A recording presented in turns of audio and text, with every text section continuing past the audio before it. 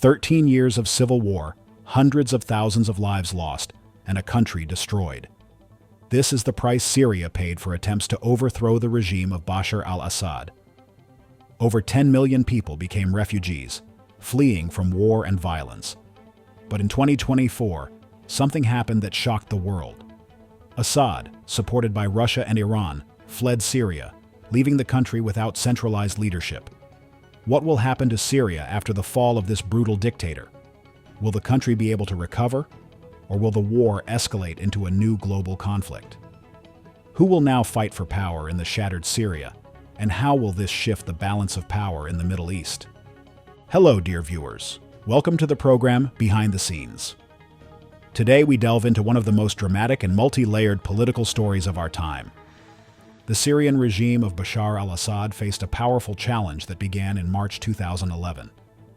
Inspired by a wave of pro-democracy protests across Arab countries, Syrians began to take to the streets, demanding reforms and political freedoms.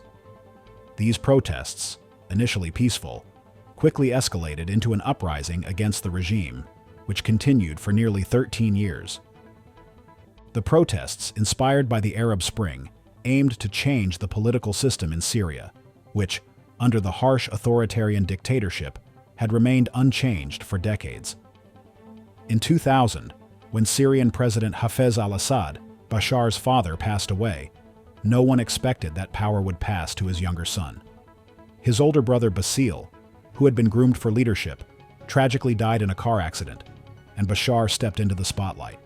Trained as an ophthalmologist in London, he became an unexpected choice for president. His return to Syria, military training, and promotion to colonel formed the basis of his political career. After his father's death, the parliament amended the presidential age law, making Bashar the only candidate for the head of state. Bashar, who promised reforms, was unable to shake off the dictatorial model of governance his father had established. His promises of liberalization were never realized, and the system of suppressing opposition only grew stronger. Assad's response to protests. When protests spread across the country, Assad initially tried to quell them with concessions. In April 2011, he announced the lifting of the state of emergency that had been in place in Syria since 1963 and proposed a series of reforms, including the creation of new political parties and potential constitutional changes. However, this did not lead to a peaceful resolution. Syrian authorities continued to use force against the protesters, which only worsened the situation. The government's response was brutal. Syrian security forces used deadly force against peaceful demonstrators. This violent response led to an escalation. The protests did not subside, and the death toll rose. In response to the growing violence in the country, Assad claimed that the situation in Syria was part of an international conspiracy aimed at undermining the state and inciting sectarian war, the spread of disorder, and the start of civil war. By the summer of 2011, the protests had turned into an armed uprising. Rebels began organizing militias, and by September 2011, the first armed groups appeared, fighting against the regime. In response, the Syrian government sent tanks and troops into the cities where mass protests were occurring. This led to mass killings and heavy clashes, with hundreds of people dying. By 2012, Syria was effectively in a state of civil war. International intervention proved unsuccessful.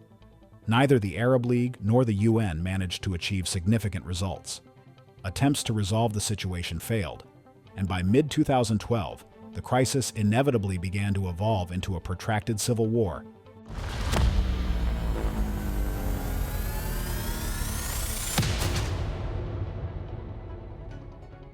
Civil war and foreign intervention. The situation in Syria continued to worsen. Assad's forces and the rebels were in a bloody stalemate, and the situation in the capital, Damascus, was deteriorating. This period marked the involvement of powerful foreign players who began intervening in the conflict. Iran and Hezbollah supported Assad, supplying weapons and troops, while Turkey, Saudi Arabia, and Qatar began actively supporting the Syrian opposition. In 2013, the rise of ISIS forced international players to reassess their priorities. Countries that had previously demanded Assad's departure now focused on fighting the new threat posed by ISIS. Russia, Iran, and Assad's government forces continued to hold back the advance of the militants. A key moment was Russia's intervention, which began in 2015 when it started providing military assistance to Assad's regime. Russia actively supported Assad with airstrikes, helping Syria stabilize its front and reclaim significant territories. However, despite this intervention, the situation on the ground remained extremely tense.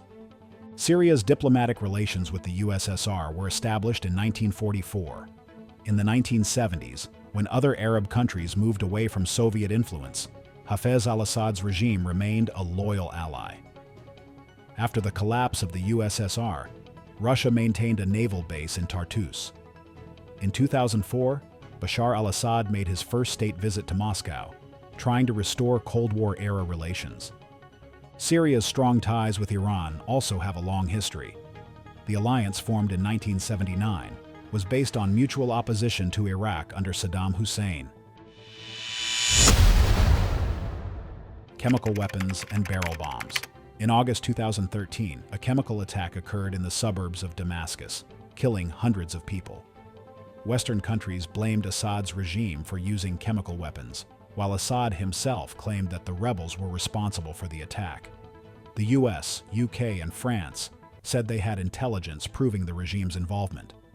However, military intervention by the West was avoided through an agreement between Russia, the US, and Syria to place the entire chemical arsenal under international control. Despite the agreement, Assad continued to use other forms of weaponry. For instance, barrel bombs, improvised explosive devices dropped from helicopters, were actively used in Syria, causing massive damage to both military and civilian targets. The fall of Bashar al-Assad's regime. In 2024, the situation in Syria changed significantly. Support for the regime from its allies began to wane.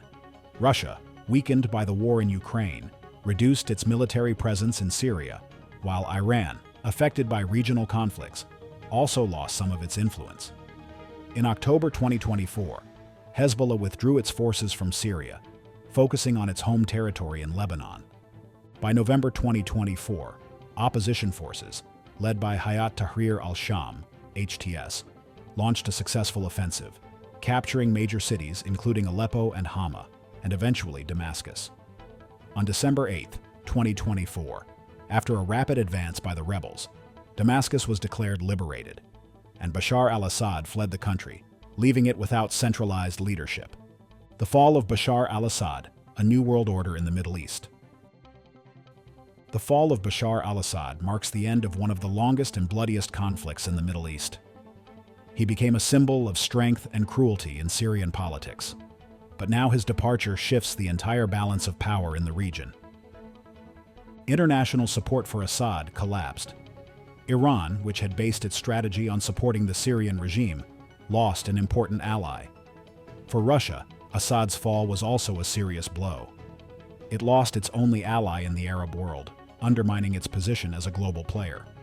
While Moscow is likely to retain its military bases in Hmeimim and Tartus, its presence in Syria is becoming increasingly vulnerable. Turkey, Saudi Arabia, and other countries that had actively supported the Syrian opposition must now reconsider their strategies. Turkey emerges from the 14-year Syrian conflict with the greatest advantages. It can now influence the territorial corridor connecting Europe and the Gulf through Syria. For Israel, Assad's fall means the weakening of the pro-Iranian alliance. However, the replacement of Assad's regime raises concerns. The new political regime in Damascus is likely to be more aligned with the Palestinians.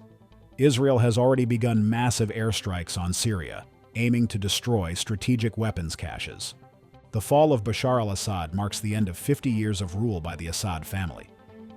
During this phase, the opposition carried out a symbolic act: the destruction of Hafez al-Assad's tomb, signaling the end of the Assad dynasty's rule. What lies ahead for post-Assad Syria? Against the backdrop of destroyed infrastructure, a shattered economy, and political instability, the country's recovery will require colossal efforts.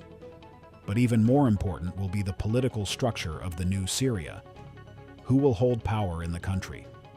Can Syria avoid new conflicts and divisions? The climate in the region after Assad's fall will also be challenging. The situation in Lebanon, Gaza, and other regions remains tense, and Syria risks becoming a battleground for further international confrontations. We will continue to monitor developments and see how geopolitical forces will influence Syria's future. Share your thoughts. Can Syria overcome its past and begin a new chapter? What role will countries like the US, Russia, Turkey, and Iran play in its future?